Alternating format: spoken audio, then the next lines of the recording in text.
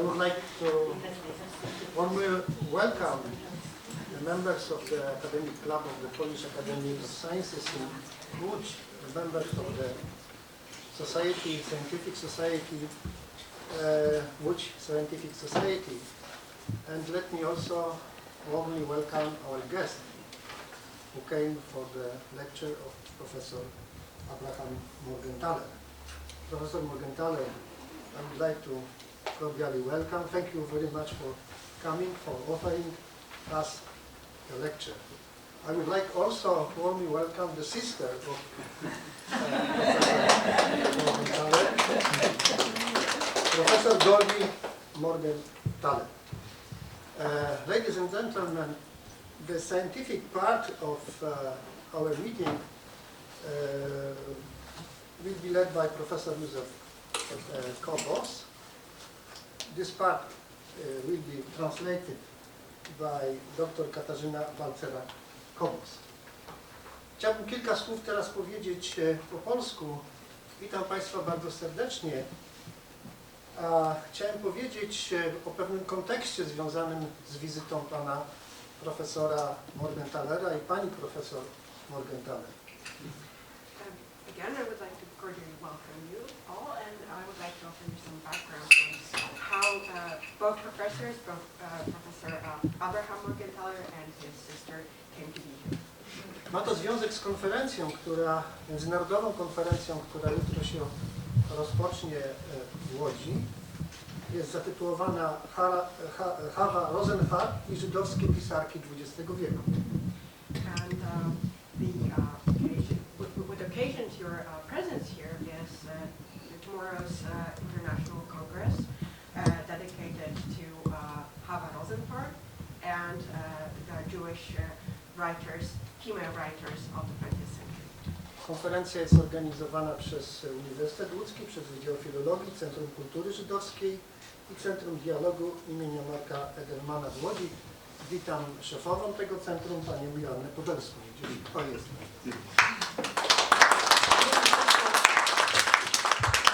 Krótka informacja o... The conference is organized by the University of Łódź, the Center of Edelman, for the Center of Dialogue of Marek Edelman's Memorial Center of Dialogue in Łódź. And i Centrum Kultury Badań Żydowskich, gdzie jest pani profesor Domagalska z tyłu siedzi. The Center of Jewish Studies, represented by that. Szanowni Państwo, Chava Rosenfarb urodziła się w Łodzi. Tu spędziła dzieciństwo, przeżyła łódzkie getto. Chava Rosenfarb was born here in Łódź, and she survived the Litzmannstadt ghetto.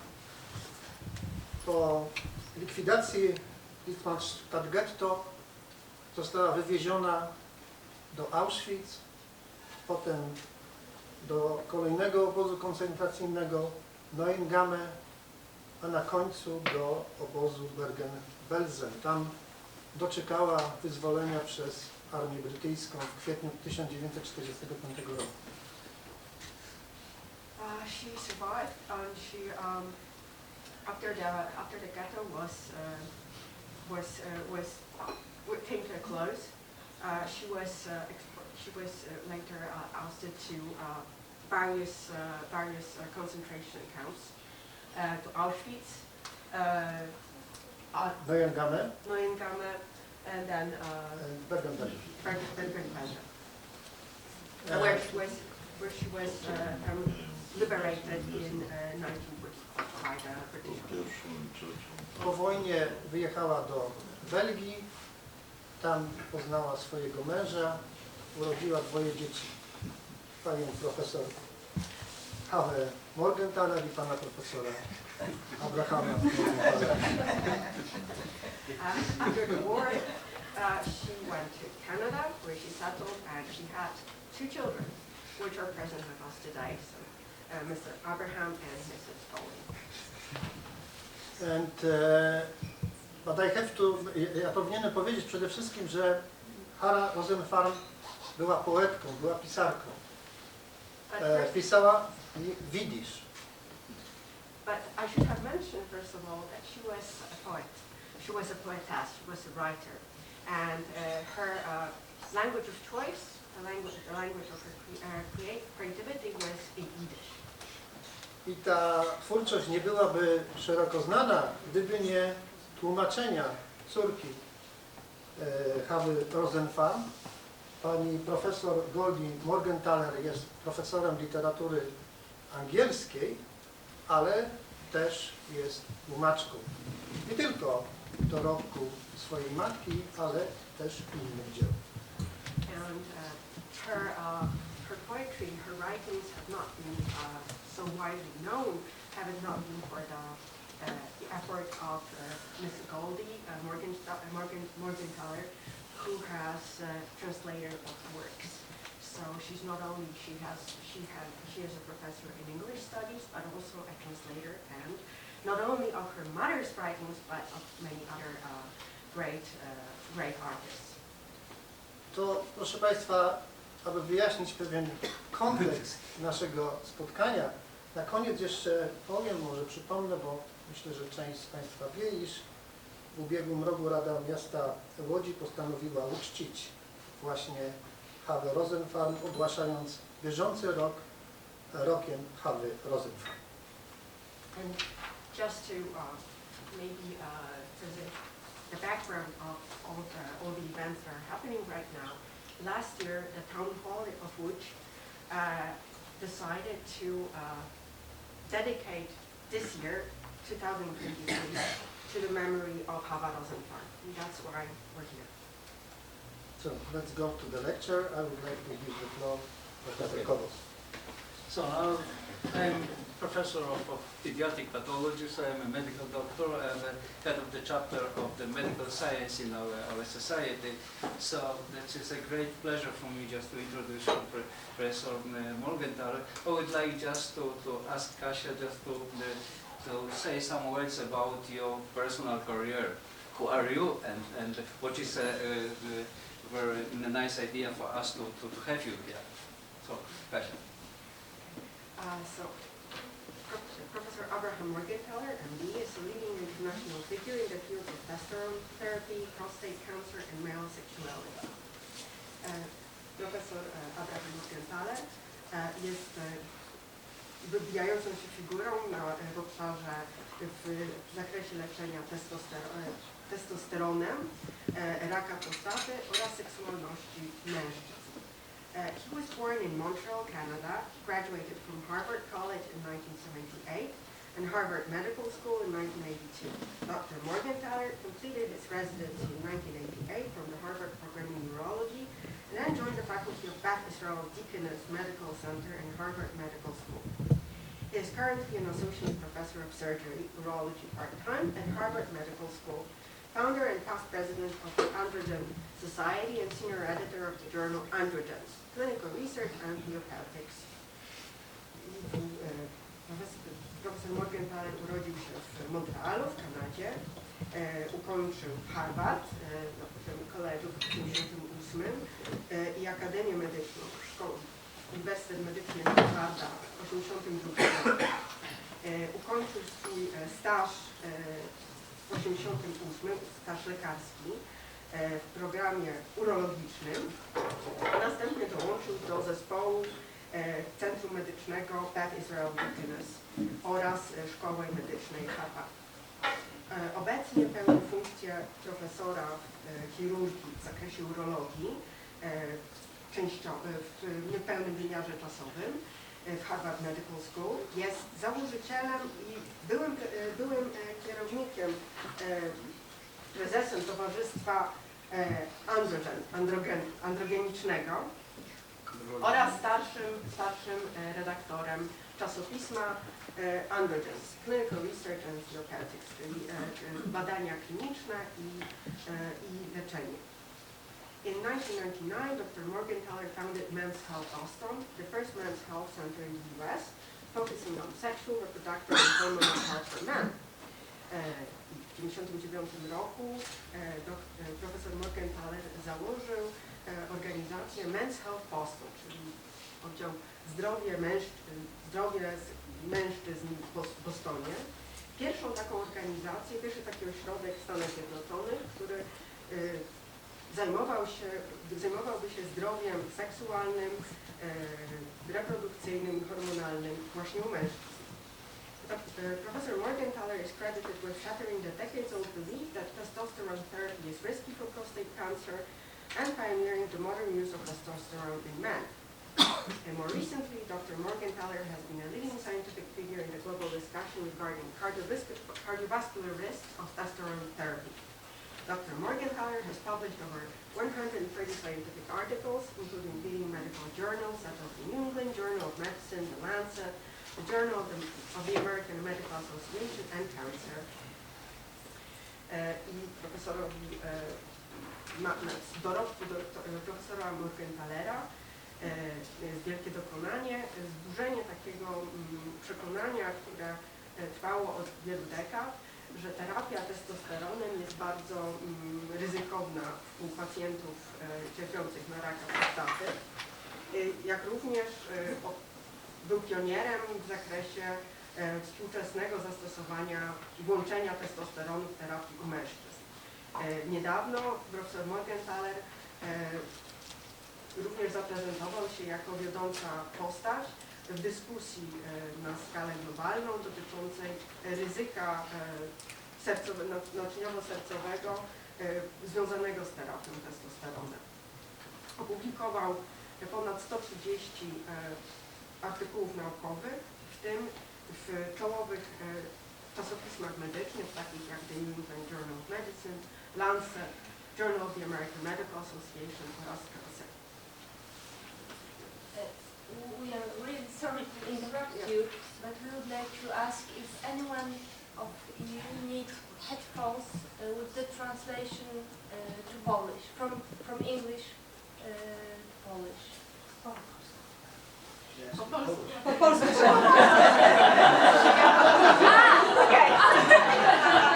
Tak, chcielibyśmy się Państwa zapytać, czy ktokolwiek potrzebuje słuchaczy do tłumaczenia. Są słuchawki, można tutaj za chwilkę wziąć. Mamy zestawy słuchawkowe. Wykład może być tłumaczony do Polski. Dla chętnych bardzo.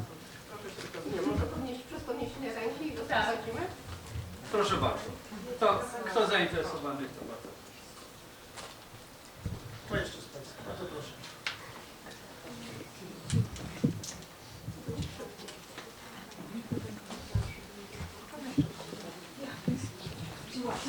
It's sometimes very hard to translate into English to English. Especially, I talked with Professor Morgentaler that if you were in the different parts of the US, there's a completely different pronunciation. So if you're on the south part, they say, okay, you are sitting here. And in the Boston, it's more British, that's a little bit different. So we cannot solve the differences in Poland, but this is a little bit similar. And in this area, in the central part of Poland, so I'm proud of this because we are probably speaking the most proper Polish. Okay.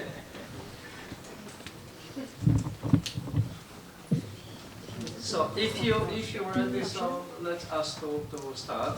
We don't know what is really in the content with the Professor Morgentaler, so we will see. We are very interested in this nice topic. It's very fantastic, so just the floor is yours. You start with your presentation. So I'm going to speak in English. I want to thank you all for being here, and I want to thank the Lodz Scientific Society for hosting me. This is a unusual lecture for me. I've been fortunate enough to travel the world and be involved in a part of medical research that people find interesting, and we've done some interesting discoveries. But never before in my life have I lectured somewhere where the face of my mother is on the buildings, on the sides of multiple buildings. We're here today largely to honor my mother, Chava Rosenfarb. We have a conference that will start tomorrow that you heard about. And my mother was honored with being voted the Person of the Year by the Lodz City Council. And forgive me, I grew up with the name Lodz, not Łódź. It's how the Jewish people in Yiddish would pronounce this name. So if you hear Lodz and you're from Poland, think Łódź. My mother was born here 100 years ago. So this event takes place on the centenary of her birth. My father, Dr. Henry Morgentaler, was also born in Lodz, or Łódź, 100 years ago. When I was a child, after my parents went through the experience that you heard about in the Lodz Ghetto and the concentration camps at Auschwitz and elsewhere, they moved to Brussels, and then they made a home in Canada, in Montreal, where my sister Goldie was born, and so was I. Also born in Lodz, not quite 100 years ago, was my mother's sister Henya, and her children are here today, and I want to acknowledge Professor Adele Reinhardt and Dr. Abraham Reinhardt as well. My father was here in Lodz with his brother, Mumek, or Mike, and his older sister, Gita, who perished in the Warsaw Ghetto uprising. So, for me as a child,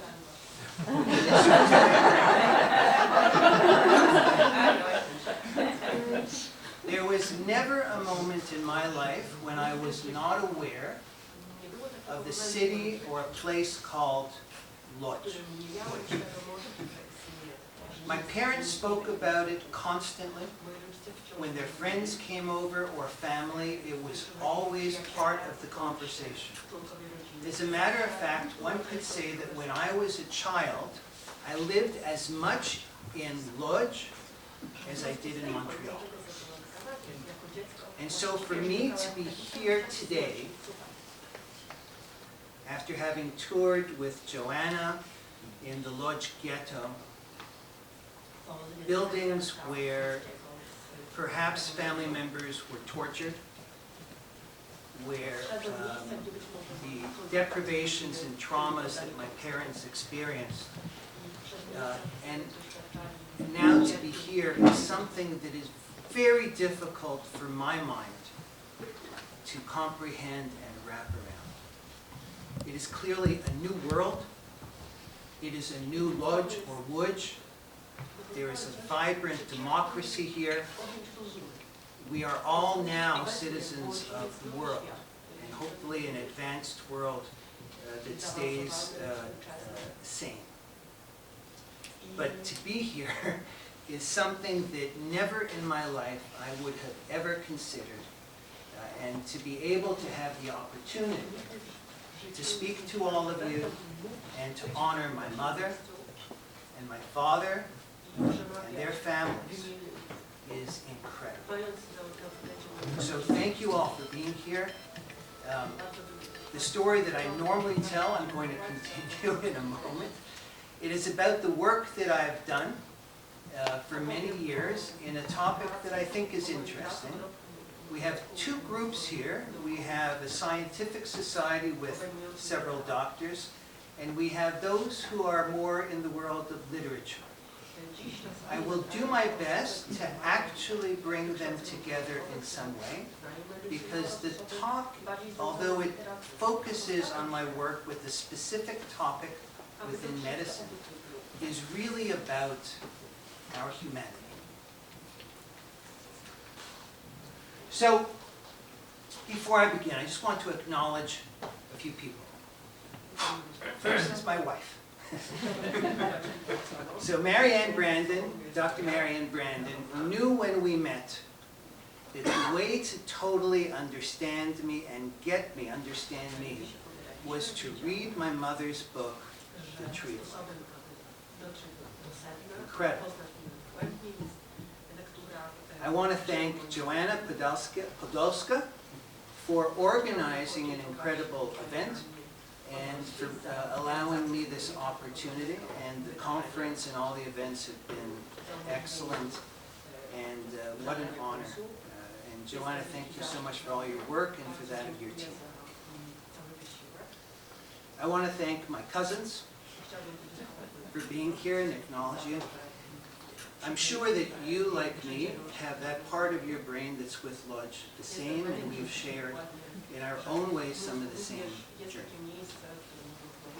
And I must certainly thank and acknowledge my sister Goldie, who has taken my mother's work, as fantastic as it was, written in the language of Yiddish that almost nobody can understand or read anymore. And she has brought this work to the world, translated through her own gifts and hard work into English, and made it possible for it to be translated into other language, including Polish. Incredible, and thank you. So let me talk a little bit about my experiences as a physician and as a researcher, dealing with this chemical called testosterone. For those of you who are not scientific, I don't think there's anything special that you need to know. The two key words are testosterone and prostate cancer. But because of my work, and frankly inspired by the experiences of my own parents, I have had a number of experiences that are unique within my medical career. And I want to share those with you, and what I've learned from it, and what I think it all means. So I started work when I was 19 years old in a laboratory, working with these lizards. This is the American chameleon. It is a male on the right. It is a female on the left.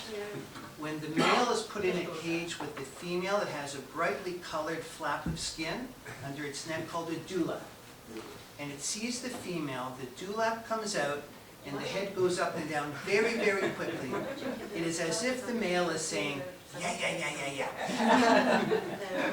The female, if her hormones are okay, will do a very elegant push-up, as if to say, okay, I'm here, I'm listening. The male comes closer, the dewlap comes up, yeah, yeah, yeah, yeah, yeah. The female does her push-up, and eventually they mate. If you remove the testicles of the male, which we call castration, which is also the source of testosterone for most males in most species. The male has no more testosterone. You put it in the cage with the female, and it doesn't do anything. The female is confused and will sometimes do a push-up and say, hey, I'm over here. And the male doesn't care. There's no testosterone. My experiment, beginning at age 19, was to put testosterone into parts of the brain of these little lizards. Little brains, little lizards. We knew which parts of these brains controlled sexual behavior, and when I was successful in putting it in the right place, these males that did not have testicles or testosterone would see the female, the dewlap would come out, and the head would go, yeah, yeah, yeah, yeah. It was amazing. So testosterone in the brain alone was enough to reproduce and generate the entire sexual repertoire of these lizards. So that was as an undergraduate. And when I went to medical school, I learned almost nothing about testosterone. We learned that testosterone was necessary as a fetus to form the male genitalia. We knew it was critical for puberty in the males. And after that, we didn't learn very much. There were some rare conditions where the pituitary had a tumor and men wouldn't make enough testosterone. But by and large, that was it. And when I came out of my training as a urologist, one thing that we learned over and over was that testosterone was like the devil. Urologists like me, we consider ourselves the protectors of the prostate. And so we're the kind of specialist that deals with prostate cancer, that tries to pick it up early and treats it. And my training was that high testosterone, and you'll see the abbreviation T for testosterone everywhere in the presentation, high testosterone caused prostate cancer, and the abbreviation is PCA. I learned that low levels of testosterone was protective. If a man lost his testicles early in life, he would never get prostate cancer. And that if a doctor was foolish enough to raise testosterone in a man, that was like pouring gasoline on a fire, and if there was any prostate cancer there, even tiny microscopic amounts, it would explode and grow like wildfire. So we learned phrases like feeding a hungry tumor or pouring gasoline on a fire. You probably learned this too, yeah? Everybody, this was taught around the world, and this was, and still people are learning it, but this is what I learned as a fact, a foundational concept. So, when I started my medical practice in 1988, after finishing medical school, we became specialized. My chief said to me one day, it was my first year, he said, we have to specialize, I want to do cancer, what do you want to do? So I had done some research with male infertility, I said I'll do that, and I did sexual medicine. This was 10 years before Viagra, and we had men that came to see me who were desperate. They weren't able to function sexually, they sometimes had young marriages, their wives were younger, and they were afraid their wives would leave them, or it was terrible. They said they were desperate. What can you do to help me? So we didn't have very much at the time, but because of my experience with lizards, I started measuring testosterone levels in many of these men, and I was surprised how often it came back low. And then I said to myself, could it be that men are like lizards? And it turned out the answer is yes. In fact, the most primitive part of our brain we still call the reptilian brain. It's the deepest part of the brain that controls many of the most important aspects of our physiology: temperature, thirst, hunger, sexuality. And so I started treating some of these men in a very nervous way with testosterone. Why nervous? Because I thought it was going to be risky for prostate cancer. But as I did it, and I saw that these men were doing well, sometimes remarkably well, I said, okay, let's keep going with this. And every man I spoke to about the risk of getting prostate cancer. And then, one day, one of my former teachers met me at an annual national meeting, and he said, Abe, I heard you're giving testosterone to some of your men. I said, yeah, it's fantastic. Like, we never learned about this. He says, stop. You have to stop what you're doing. You're going to kill these guys. He says, I gave testosterone to one man. His PSA, which is a blood test to monitor for prostate cancer, went up. He said, I did a biopsy, he had cancer. You have to stop it. I said, I can't, I'm not going to stop it. It's really, like, it's good. Like, this is an unusual thing. You don't have a treatment like this otherwise. And he suggests, he said, well, if you're going to do it, you better do biopsies of the prostates of these men to make sure they don't have cancer beforehand. And I went to my chief, and that's what I started doing. All the time that I was treating these men, I was afraid I was making a pact with the devil. So the men had better sex, more energy often, their mood was better. Men would tell me, I wake up in the morning with a sense of optimism I haven't had in years. My wife tells me I'm nicer to be around. I have more patience for my small children than I ever had. It's unusual for doctors to hear this for almost any treatment that we give. In medicine generally, we have a problem, And we usually have a medicine that fixes or addresses that problem. But this broad set of benefits that men were describing to me was something I'd never heard before. And I worried then that I may be helping them in the short term, but this fear of prostate cancer was very, very high in my mind. And so I started doing biopsies. Before I gave testosterone to these men, I said, you have low levels. There's this thing called testosterone, but I need to make sure that you don't have a small cancer that could grow rapidly, like gasoline, pouring gasoline on a fire, which is what we learned. And remarkably, what we found was the opposite. And so in a paper that my colleagues and I published in 1996 in the Journal of the American Medical Association, in my field, a very prominent journal, we did biopsies in these men who had no reason to get a biopsy. There was no concern they had prostate cancer, except they had low levels of testosterone and they wanted treatment. And remember that the training was that low levels of testosterone meant they should never get prostate cancer. And what we found was the opposite. That 1 out of 7 men with a normal exam, normal blood tests, if we put a needle in their prostate, we found cancer. And so I kept doing that work and publishing, and my patients were doing well. And so it was clear to me that low levels of testosterone were not protective for prostate cancer. 1 out of 7 men would have it, even though they had low levels of testosterone. But I still believed that high levels must be dangerous. Why did I believe that? Number 1, that's what I was taught.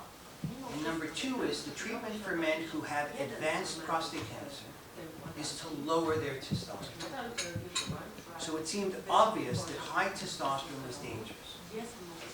And in 2004, my fellow and I reviewed the literature on the risks of testosterone for the New England Journal of Medicine, which is, everybody wants to publish the New England Journal of Medicine.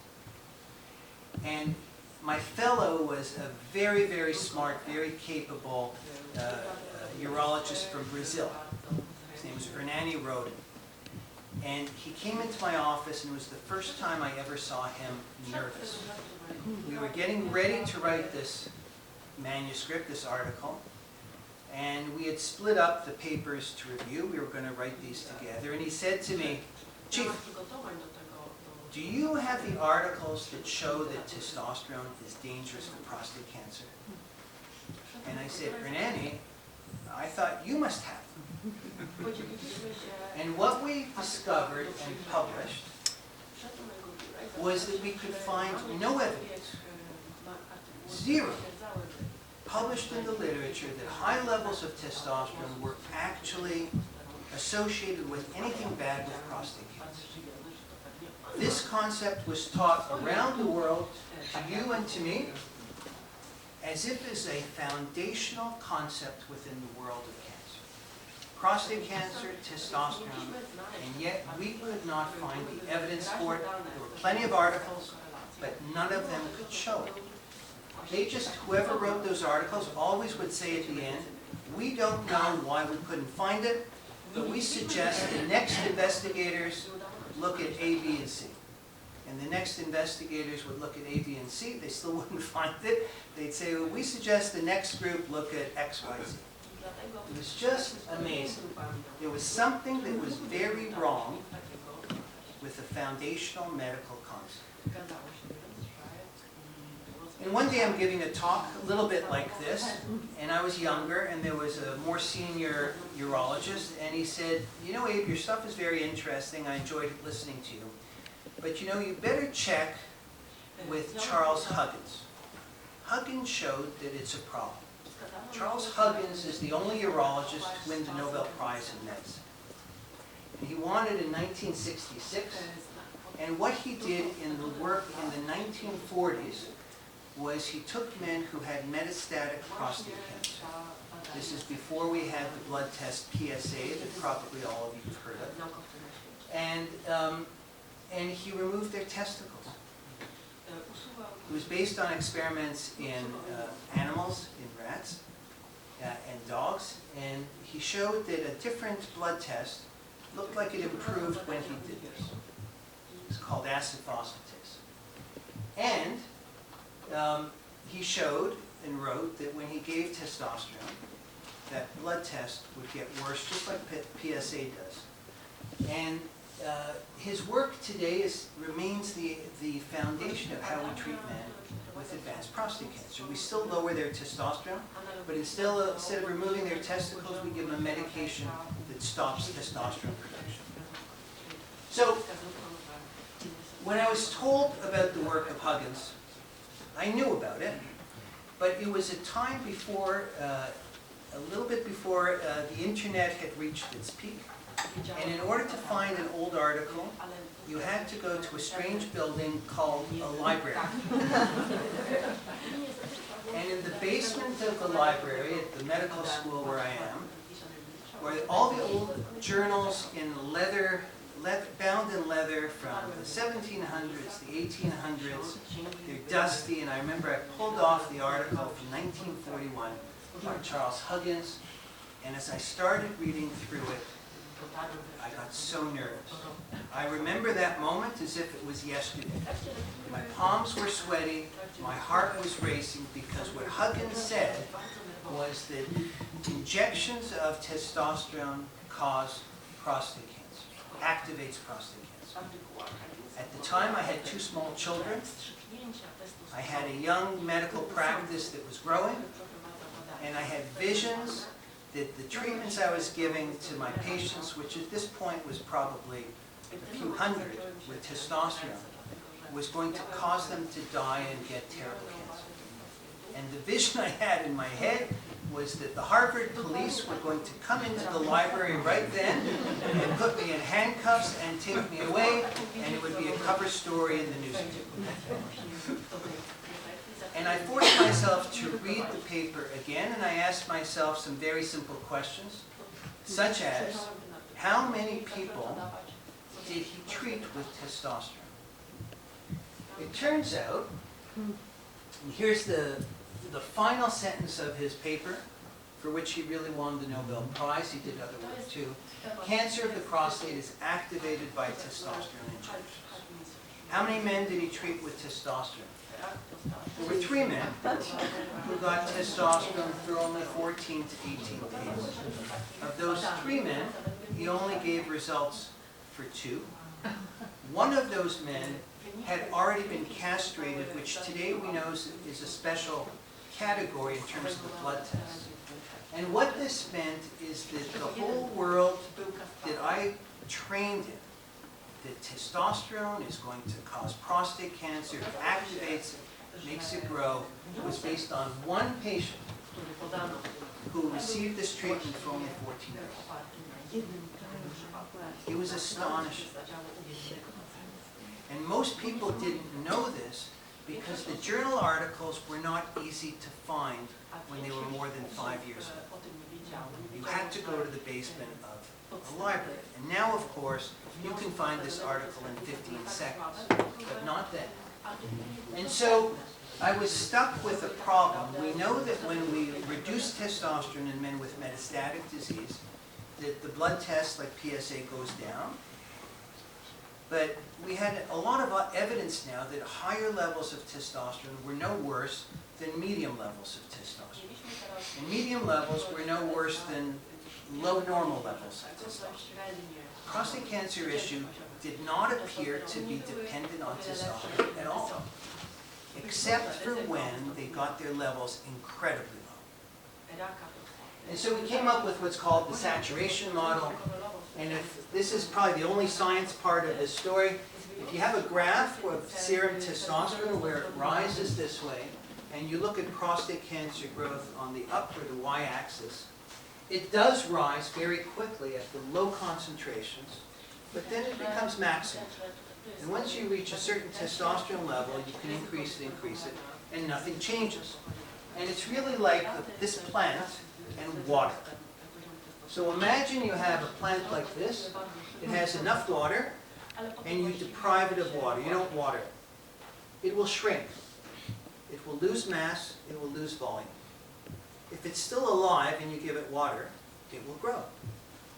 Of course it will. But once it has enough water, adding more water will not make a houseplant grow to be the size of a huge tree.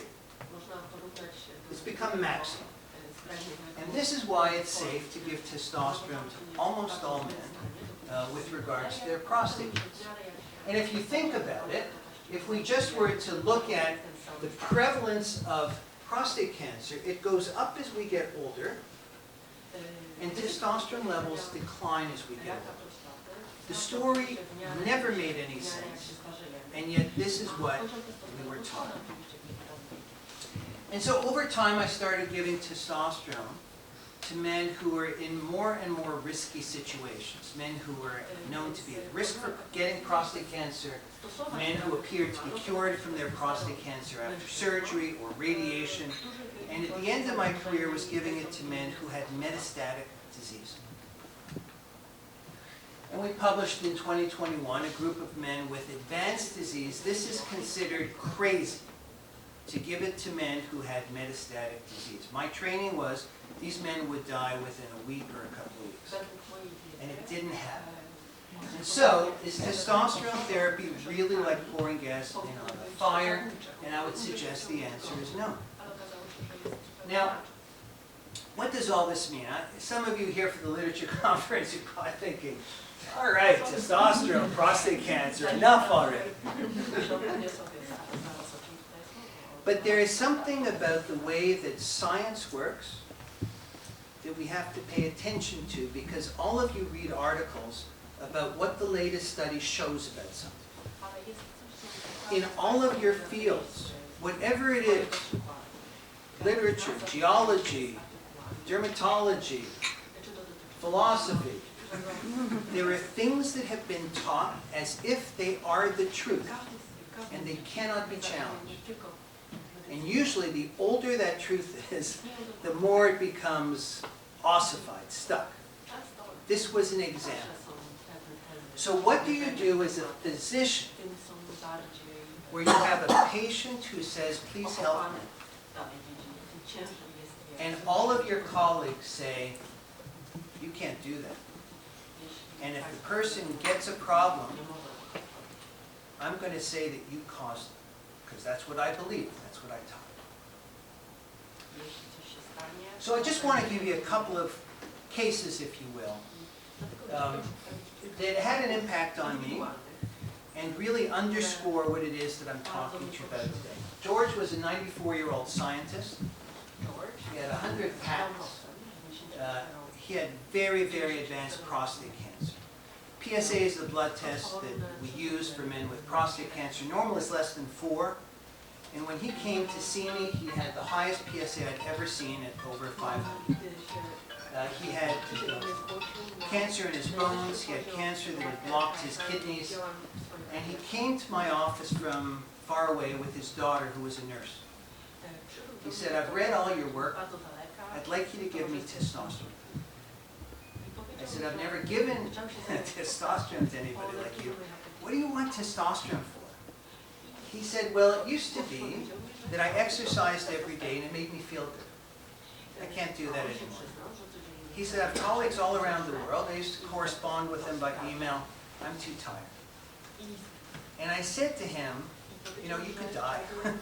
You could die tomorrow if I give you testosterone. You could die in a week. You could have collapse of your spine and be paralyzed, which is one of the fears that urologists are trained to be concerned about with testosterone. And he said, doctor, I'm 94 years old.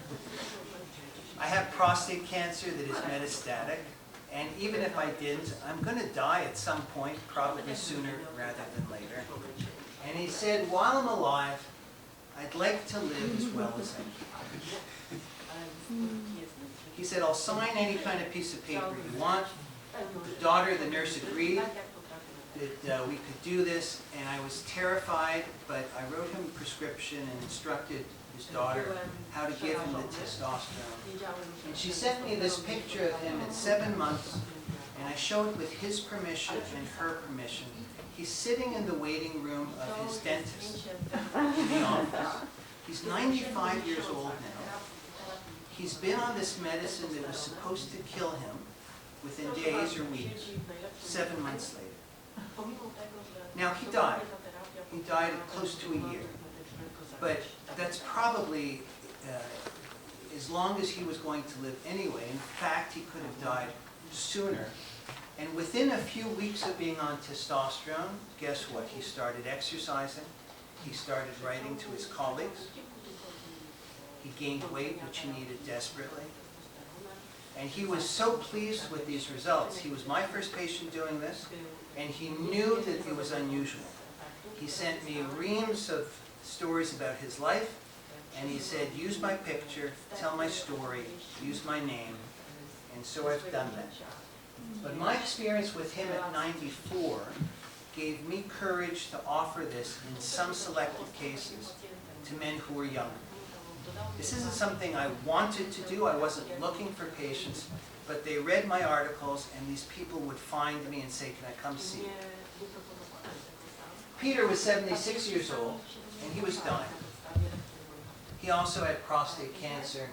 He'd lost a lot of weight. He was weak.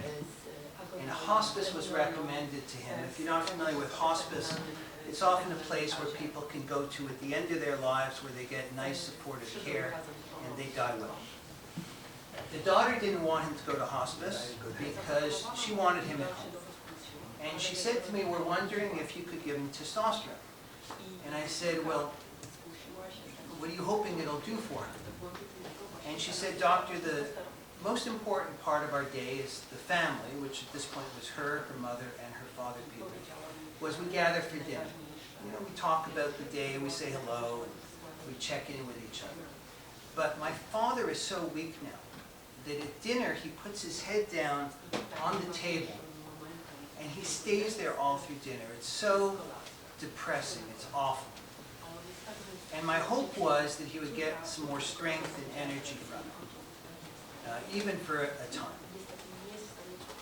So I took him next door, or I was about to take him next door to my exam room, and his wife said, who's been quiet, says to me, doctor, I want you to know something. Dignity is important to us. So that stopped me. What exactly does she mean by that? So if you look at the dictionary for the word dignity, you find that it comes from the Latin dignitas, and it's defined as the quality or state of being worthy, honored, or esteemed. Well, I don't think that what the wife was saying has anything to do with this. Dignity here has a completely different sense, at least as it did to me.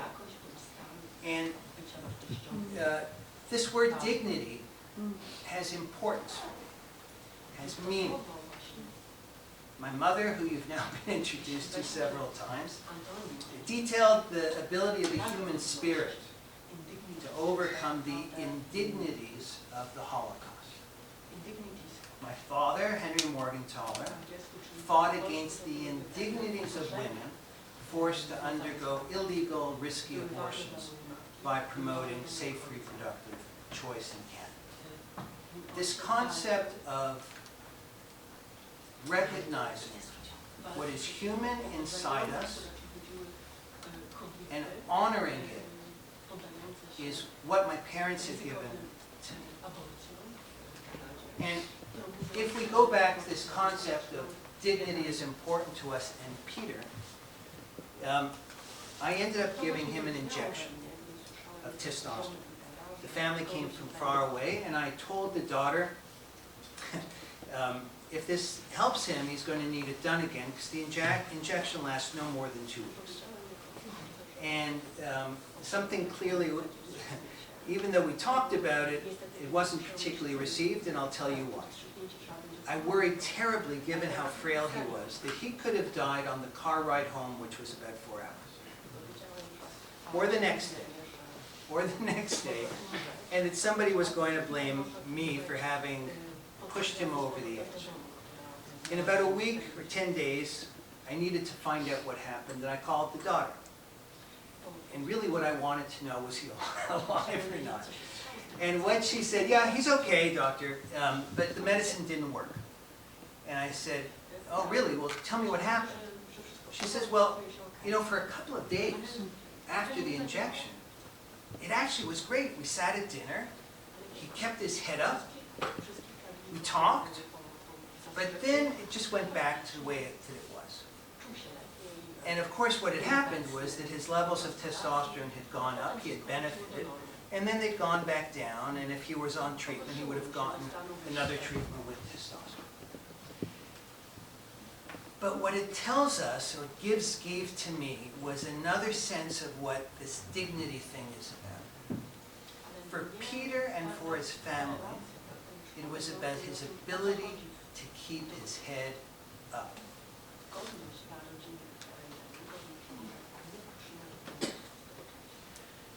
I think this is my last case. 74-year-old man, John, also with bad prostate cancer, came to see me with his wife.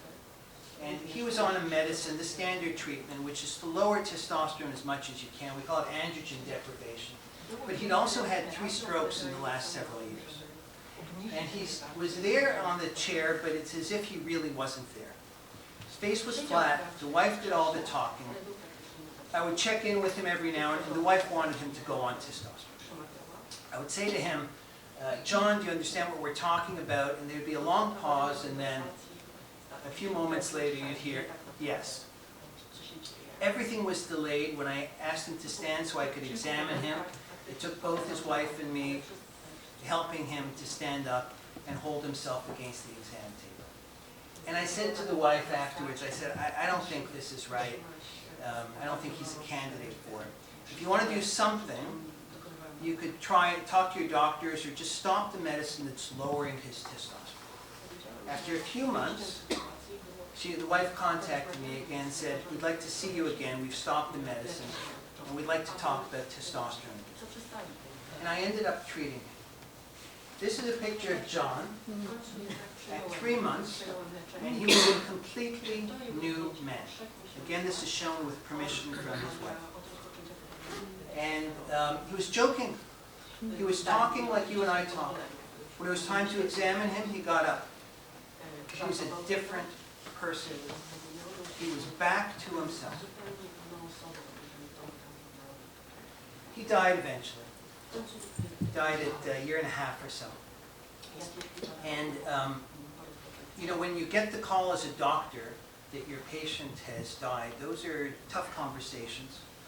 And when I spoke with the wife, though, there was something different in her voice that I didn't really understand until she said, he was so grateful for the year that you gave him with testosterone. After years of him being almost absent, he was back to being her husband and being back to himself.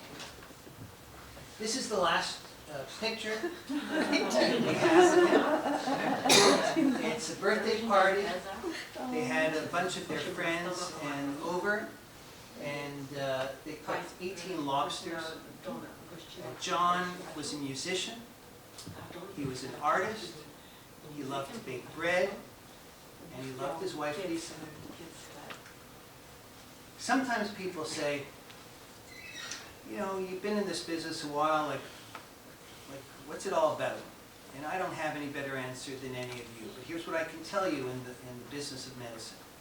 I can tell you what the meaning of life is not. Doctors will say the patient survived 12 months after a diagnosis. That's not what it's about.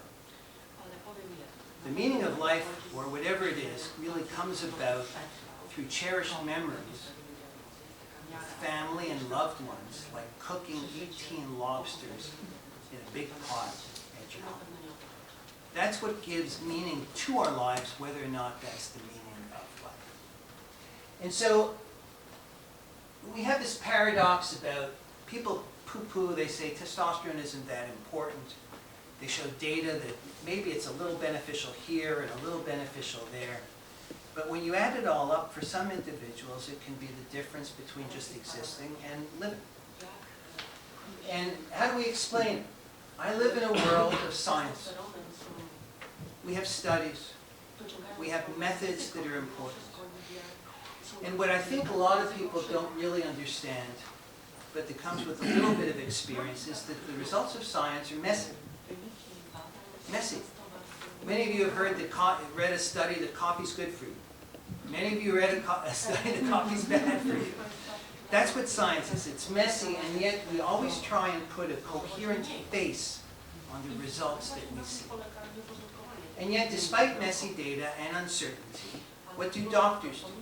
We categorize, we codify, we create rules, we create algorithms, we publish guidelines, and we value these large studies with thousands of people where we give you the average result without having any idea what each individual in that study experienced. And what have we done then through this emphasis on what I would call big data and large science is I think we've lost a little bit of our humanity. We've lost track of the fact that no two people here in this audience actually have the same biology. We're all different. We're not clones like rats in experiments, where we have all the same genetics. We're all different. And medicine is practiced one patient at a time, each with his or her own story and own biology. And I'm not going to focus on this very much. This is a little too sciencey, but it's the same point. What's the problem? The problem is that results get reported as means or averages, but they're made up of individuals, each with different data points. In the United States, the average used to be that for every mother, there were 2.3 children. 2.3 children. There are about 350 million individuals in the United States. There is not one person that grew up in a family with 2.3 children. But those are the data. And we also have tools that are still inadequate to really capture what the human experience is. So you can look at heart rates and blood pressure and other objective data as much as you can. But in order to say, are you happy, not happy, comfortable, improved, not improved, we have tools, but it doesn't mean those tools are very good. And finally, in terms of research, because this is important when all of you read about a paper in the newspaper, the data are objective. The data are data, but what the authors do with that is subjective. It's their own interpretation of those data. Mark Twain, who's a famous American author and humorist, said, "Be careful about reading health books, you may die of a misprint." And the same is true with our studies. When I went to medical school, on the very first day, the dean at Harvard Medical School was Dan Fetterman. And he welcomed us and he said, "Study hard, but I want you to realize that in 10 years, approximately half of what you've learned will turn out to be wrong or obsolete." And so it has been for me around this topic of testosterone and prostate cancer. What do we do with this? You have to challenge assumptions. Whatever your field is, you always have to have in your mind, is this true? What's the basis of it? And there are a few lessons that I've learned. Science is ever-changing. Even foundational concepts turn out to be incorrect. Quality of life, at least for some individuals, is more important than quantity of life. Testosterone deficiency, now here I'm going into my area, in my opinion, is a diminished or reduced state of the human condition. But the greatest lesson for me is that choosing how we wish to die, as many of my patients did, is really a decision about how we choose to live. And I think of George, that first 94-year-old man who said, "While I'm alive, I'd like to live as well as I can." Well, that goes double for me. And so where is it written that all men with advanced prostate cancer must be condemned to live with a standard treatment which reduces their testosterone and makes them weak, tired, and sexless? It doesn't make sense. The data don't show it. And again, we have to think differently. I want to bring this all together by coming back to my mother.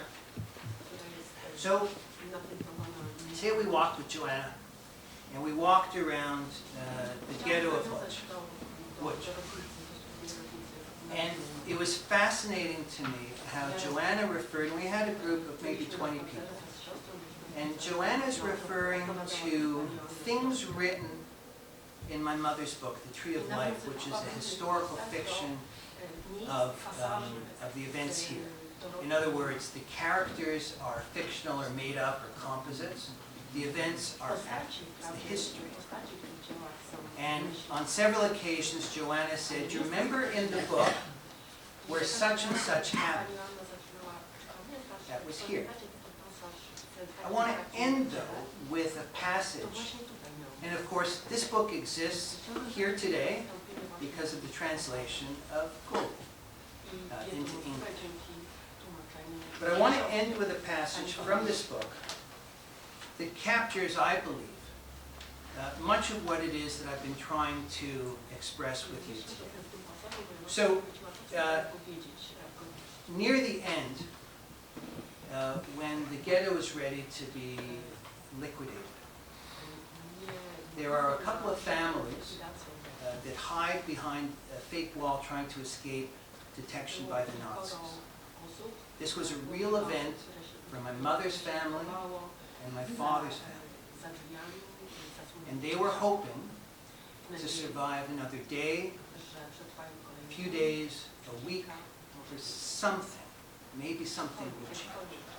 Knowing full well it was highly unlikely that anything would prevent their fate of being transported to Auschwitz. In the book, there's a character named Michael Levine. His wife is pregnant, and he decides, hiding behind that fake wall, to write a letter to his unborn child. His intention is the next day to bury it, so that someone will find it in the future, maybe when the war is over. Maybe the child, maybe someone else. And the beginning of the letter is really like a personal history. This is the name of your father, your mother, your uncle, your aunt, your grandparents. This is where you came from this shtetl to this town.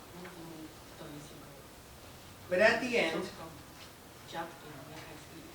my mother writes this in the name of this character, the father, writing that letter. Life is complicated and mysterious. Life is painful and short. Life is easy and simple, joyful and rich. Don't shorten it. Shorten your brother's pain. Expand his joy as much as you can, in order that he may do the same for you. Care. Care. Become another kind of king. Rise from the ground and answer God with glee. My brother Abel is alive, and I am his keeper.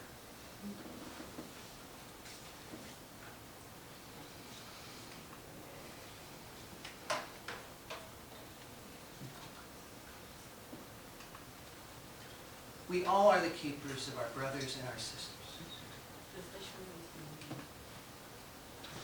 And all of you here today who are working to somehow advance knowledge and understanding are already working to benefit humankind. You should be very, very proud of what you do. And when we are faced with uncertainty, let us choose the path that promotes human dignity. Thank you very much.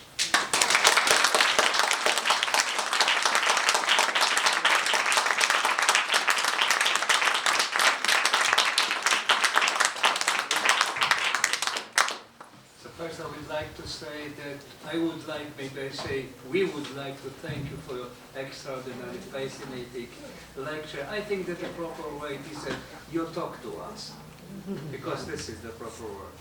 So I may say something from the medical point of view, because you touched a very important problem for the medical students, for the medical doctors, about the dignity of patients. So we have now completely changing education, the idea of education of medical students, that first we will be very fascinated about knowledge. If it's knowledgeable doctor, it's just it's enough, not enough. They have skills, you are surgeon, so that's a good. But they say that something was not enough. And we introduce in our education so-called social competences. Means how to be. And now we are teach the students how to be, how to find the dignity, because we treat not a patient, we treat the human. We treat the individual person which is with his feeling, with his fur, which is very important for you. And this second message from your presentation. Do not simplify the idea and do not use only protocols and the systems. That's easy, right? But you just try to find the patient, the person, the individual person which can feel for and you have some imagination by herself. And sometimes we have the same problem as a doctor, that what for we use this hard treatment for the patient? What for? Because the comfort of life is very important. So thank you very much. And if you have questions or maybe some words, some comments, because it's very hard to say questions. Just. Yeah, thank you. That was really fascinating. Of course, we share a similar upbringing in many ways. But at the beginning of your talk, you mentioned that here in this room there are people who are scientists, physicians, and those who are involved with literature. And I was just thinking, the slide where you showed that the tools cannot really capture the human experience. I was thinking, and that's where literature takes over. That the medical data can't capture that, and that's the role of literature. I love it. Thank you. Okay. Hi, I'd like to share an experience that I have with also an eminent urologist, but who works more on the women's problems. I'm not a doctor, I'm a filmmaker, but I joined a group of people who do medical missions in West Africa. And there's a problem of urology, which we don't see too much in the West, which is female obstetrical fistula. And many of the women that are treated by the medical missions that this group does, which is headed by Dr. Jacques Kokos, who is, maybe you know, he's I think, head of urology at the Jewish General. So every year we go to a country in West Africa, or we've been in Rwanda as well, the group, and we operate on poor women who have fistula, who are incontinent and have been rejected by their families. And Dr. Korkas has developed a practice where he also trains surgeons from African countries to help these women. And when they are repaired and their fistula is finally, because many of them have multiple operations, they're able to go back and live in dignity in their families, because the families reject them because they don't have a good odor and they're no longer able to have children. And so I think that urology is really a wonderful field in both the areas that you're working and in the area that people like Dr. Korkos do, where we give people back their dignity through medical procedures, but which also improve the ways in which they integrate society. Thank you so much for that comment. You know, one of the best marriages, if you will, between literature and medicine is the book called, which involves also the vesicovaginal fistulas, is The Cutting for Stone by Abraham Verghese. It's an incredible, what a beautiful book. And of course that plays a part of it. It goes to, I believe it's Ethiopia and out in the countryside, and they have to deal with a lot of things, including the shunning of the women who develop these fistulas and are rejected basically by their family and by their social groups because of the odors. Thank you. If you haven't read that book, A+. What is the title? It's called Cutting for Stone. Cutting for Stone. Yeah, and which is interesting because as a urologist, urologists cut for stone. So it's actually about like kidney stones, bladder stones. But that's the title of his book, and I don't think it has the kidney stone. The last name is Bergese, Berghese. He's now a professor, I believe, at Stanford. And he has another book that's in my bag, ready to be written, but I haven't read it. Anything else? Somebody? Okay. Yeah, first I want to thank you for that phenomenal presentation and talk that you gave us. I have basically a medical question, and that is in terms of your research and discoveries, and I wonder, has this been, your work, taken up by urologists, and are now men treated with testosterone as they should be? So, it's an amazing experience to be, when I started doing this work, because of the fears of it, I literally had no colleagues doing it, and it was really, I will tell you, it was really scary. And what happens is that enough people, if you publish and people see your results, say, like docs start talking, do you hear what Abe's doing? You hear what Morgentaler's doing in Boston? And everybody wants the next thing. So the short answer to your question is yes, but almost everything is delayed by about 10 years. Oh. So I've been doing this about 30 plus years, and so it is now relatively new as of a few years ago, that different specialties have what we call guidelines, which we say that you do this, you're okay. Doesn't protect you from lawsuits or anything, but they're saying this is sort of the received wisdom, you can do this. And so the urologists have come out now around testosterone and said that in very certain cases, like after radical prostate, after surgery, where everything looks perfect, you can consider doing testosterone. That was unheard of 10 years before that, and would have been considered manslaughter 10 years before when I started doing some of this work. So yes, it's coming, and the research just backs it up. But we had a very large study came out about heart disease and testosterone, and it showed no heart disease, but also they looked at prostate cancer. And so they had over 5,000 people, half got testosterone, half didn't, got placebo, and the rates of prostate cancer were the same. So that story is dead now, but it took 30 years or so for that to happen. So would you like some questions or comments? Maybe in Polish, so we try to translate. No? Thank you again. It was very fascinating.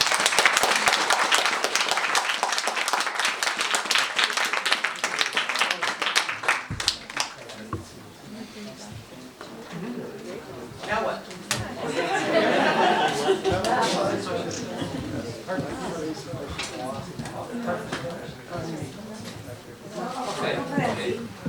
So I was asked to tell a few words about the conference. So I think most of you know that just tomorrow it's opening inauguration, and it is here Professor Domagacka. Może pani podejść do mnie.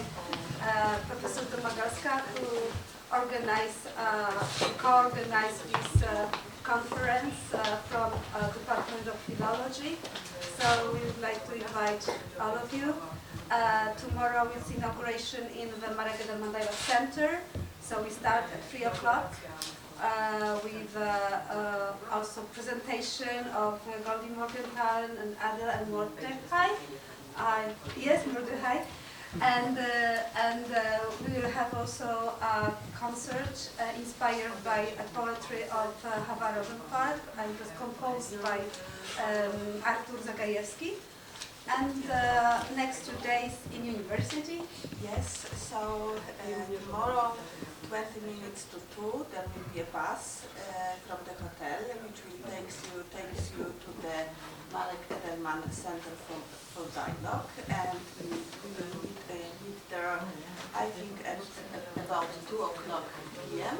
and at 3 o'clock we will start our conference, and the first day we will have the Montreal Canada Center, And it would be great pleasure to see you, all of you, at the university, at our faculty, which is very close to the hotel. I'm very sorry for all the inconvenience that you suffered from yesterday. It was unexpected, but I hope you will forgive us and we will do our best to make your visit nice. I hope that our conference will be fruitful and interesting. And bardzo chciałam zaprosić Państwa też i przede wszystkim podziękować Panu Profesorowi za to, że mogliśmy. So I would like to thank very much the host of today evening for this place and to have this possibility to present wonderful lecture and very touching, me personally. And on Thursday in university, Jane Anfield, who is just here, at 12 o'clock, she will present 12:30. You have in the program, I don't know. 11:30. 12:30, thank you. 11:30. She will have her performance, and it will be exactly this letter, what you started to present, and she will perform it. So if you want, please join us tomorrow also for Thursday for all the lectures and presentation, and Erika will present her movie in Thursday afternoon. So please be with us. Tak, wszystkich Państwa chciałam serdecznie zaprosić na konferencję, do uczestniczenia w pierwszym dniu na otwarciu, ale także w czwartek i piątek.